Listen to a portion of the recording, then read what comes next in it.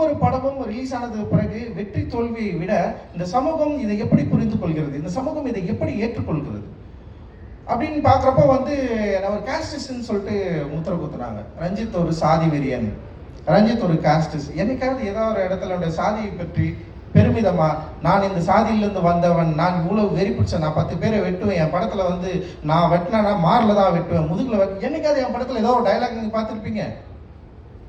கிடையவே கிடையாது. எந்த சாதியை வந்து மிக மோசமாக வந்து என்னை விட கீழானது அப்படின்னு சொல்லிட்டு நான் எங்க விமர்சித்திருக்கேன்? எந்த மனிதர்களை நான் மோசமா சித்தரிச்சிருக்கேன் என்னோட திரைப்படங்கள்ல? என்னோட திரைப்படங்கள்ல வந்து பெண்கள் பெண்ணியத்தையும் பெண்களையும் மற்ற என்ன சொல்றது நிறைய ஸ்டீரியோடைபிக் இமேஜை உடைச்சிருக்கோம். ஒரு ஈக்குவாலிட்டியை பேணுகிற, ஈக்குவாலிட்டியை வந்து விரும்புகிற ஒரு சமூகத்தை உருவாக்க வேண்டும் ஒரு பெரிய கனவு இருக்கு எனக்கு. ஸோ அந்த கனவின் அடிப்படையில் தான் அந்த திரைப்படத்தை வந்து உருவாக்குறோம். ஸோ அப்படி நான் பார்த்தவன் தான் மாரி செல்வராஜ். மாரி செல்வராஜுடைய பரியேறும் பெருமாள். எனக்கு உண்மையிலேயே வந்து பரியேறும் பெருமாளை வந்து நான் பண்ண வேண்டிய திரைப்படமா இல்லை, அதுவா வந்து சேர்ந்தது. நான் அது படம் பண்ணேன். அந்த படம் வந்து ஒரு பெரிய ஒரு டிஸ்கஷனை கிரியேட் ஆச்சு.